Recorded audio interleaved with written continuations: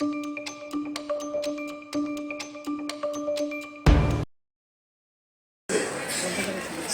এড়ানোর জন্য, সে কারণে আমি সংঘর্ষ এড়িয়ে যাচ্ছি। আমার সংঘর্ষ এড়ানোটা যদি কেউ মনে করেন এটা দুর্বলতা, তাহলে তারা ভুল ভাবছেন।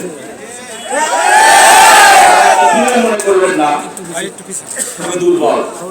আমার সাথে হরিণাকুণ্ডুতে যারা ছিলেন তারা কিন্তু দেখেছেন আমি দৌড় মেরেছি কিনা।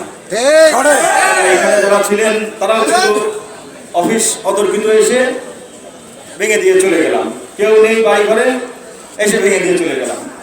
যদি তুই বাপের বেটা হস, বল যে অমুক তারিখে তোরে মারবো, দেখ থাকে কিনা।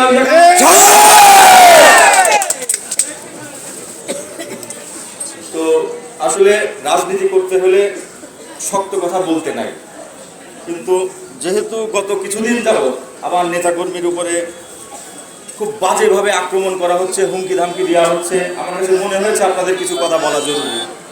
আমি দেখলাম একজন সন্ত্রাসী, আমি ওনাকে বিএনপি নেতা মানি না। বিএনপির পদ পদবি এক জিনিস, সন্ত্রাসী আর এক জিনিস। আমিও বিএনপি করি, জেলা বিএনপির স্বাস্থ্য বিষয়ক সম্পাদক আমি। কেউ যদি আমাকে বলতে চায় আমি বিএনপি করি না, 5ই আগস্টের আগে কোথায় ছিলাম, তাইলে বলতে হবে তারা তাদের বাপকে অস্বীকার করে। আজকে বিএনপির যারা নেতৃত্ব দিচ্ছেন আমি সবাইকে শ্রদ্ধা করি, সবাই আমার মুরব্বী মানুষ। আমি ওনাদের সাথে এখন পর্যন্ত কোনো ধরনের কটু কথা, সহিংসতা কোনো কিছু আমি দেখাইনি, কিচ্ছু দেখাইনি। আমি ধৈর্য ধারণ করছি। আমি বিএনপির ভারপ্রাপ্ত চেয়ারম্যান জননেতা জনাব তারেক রহমানের নির্দেশনায় আমি রাজনীতি করি। একজন সন্ত্রাসী গতকালকে বললেন কেন্দ্রে নাকি উনি কথা বলেছেন, জেলা বিএনপির নাকি কমিটি ভাঙবে না। আমাদের খুলনা বিভাগের দায়িত্বপ্রাপ্ত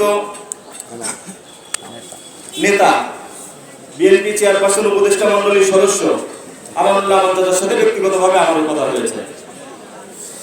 আমি ছাড়াও খুলনা বিভাগে অত্র অঞ্চলের 10 জেলা, একটা মহানগরের প্রেসিডেন্ট সেক্রেটারি, থানা বিএনপির প্রেসিডেন্ট সেক্রেটারি, পৌর বিএনপি প্রেসিডেন্ট সেক্রেটারি ওখানে উপস্থিত ছিলেন এবং যারা মনোনয়ন পেয়েছিলেন।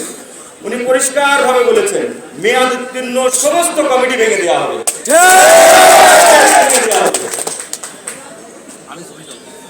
উনি মানুষকে বিভ্রান্ত করার চেষ্টা করছেন। এত ভয় কেন পান?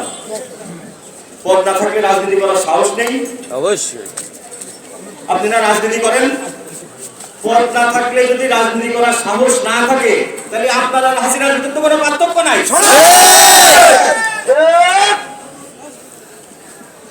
আপনারা বিএনপি বলে দাবি করেন,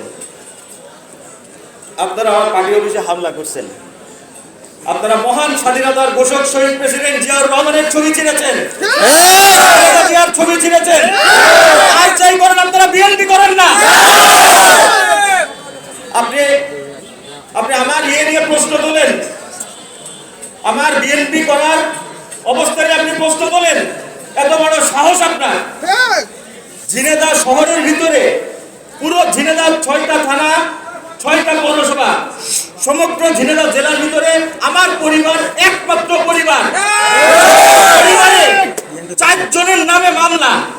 আমি, আমার ছোট ভাই, আমার বাপ, আমার মা, আমরা 4 জন একসাথে রাজনৈতিক মামলায় হাজিরা দিয়েছি। আপনি আমার সাথে বিএনপি দেখাতে আসেন, যদি পারেন আমরা বহিষ্কার করেন। সামর্থ্য আছে, পারলে করেন। যতক্ষণ পারবেন না রাজনৈতিক ভাবে ওরা মোকাবেলা করার চেষ্টা করেন। অরাজনৈতিক ভাবে করছেন, হেরে যাচ্ছেন, তো ফাউল খেলছেন, মানুষ আপনার নামে ছিছি করছে।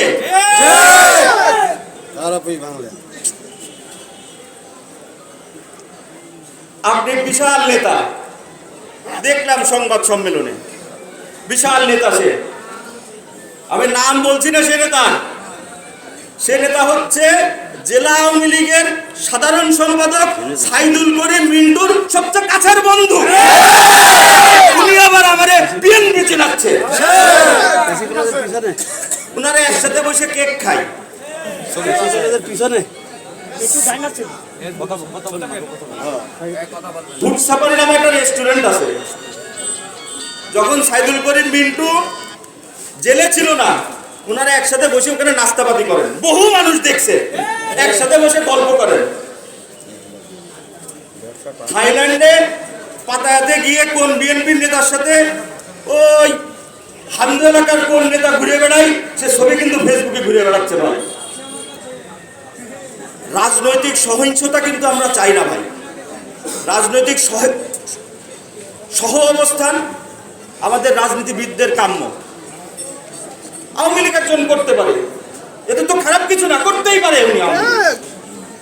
উনি রাষ্ট্রবিরোধী কোনো কাজ করেছে কিনা, অনৈতিক কোনো কাজ করেছে কিনা, সেটা হচ্ছে বিষয়। আপনারা তাদের সাথে আছেন কিনা, সেটা হচ্ছে বিষয়। ৭৫ লাখ টাকা নিয়েছেন, সে তথ্য আমাদের কাছে আছে। আপনি কোন কোন জায়গায় চাঁদাবাজি করছেন সব জানি, ডকুমেন্ট সহকারে আছে আমার কাছে। যার কাছে চাঁদাবাজি করেছেন সে আমাকে ফোন করে বলেছে, সে আমাকে রেকর্ডও পাঠিয়েছে, অনেক রেকর্ড আমার কাছে আছে। হাসিনা পতনের আগে পাগল হয়ে গিয়েছিল, আপনাদের মনে আছে কিনা? এরে মারে ওরে ধরে। কালকে শুনলাম সাংবাদিকরা কি লিখবে না লিখবে, ওনার সাথে নাকি কথা বলে লিখতে হবে। কেন ভাই, তুমি কিনা সাংবাদিক লিখবে, সাংবাদিকের মতন লিখবে। সাংবাদিকরা যদি তুমি বাধা দাও, তোমার আর হাসিনার মধ্যে পার্থক্য কি? সাংবাদিক যা পাবে তাই লাগবে। আমি তো এখন পর্যন্ত কোনো সাংবাদিকরা বলিনি আমার পক্ষে লেখো। আপনি কারো বলতে যান, একা একা পাচ্ছেন না? কষ্ট হচ্ছে রাজনীতি করতে আমার সাথে? ছোট বলে মানুষ আমি, তার ঠেলাই আপনি পারেন না। আর বয়স আরো কদিন গেলে কি অবস্থা হবে চিন্তা করে দেখেন। আর এসব যখন মিডিয়াতে যাবেন একটু পড়ালেখা করে আসবেন। উনি বলে বিএনপির সাংগঠনিক জেলা নাকি ৮০টা। এক সাংগঠনিক জেলার মানুষে উনি বলে বিএনপির সাংগঠনিক জেলা ৮০টা। ২০২৩ সালের ডিসেম্বর পর্যন্ত বিএনপির সাংগঠনিক জেলা ছিল ভাই ৮২টা। করে পড়াশোনা করে তারপরে আসেন, ভুল ভাল বকেন না।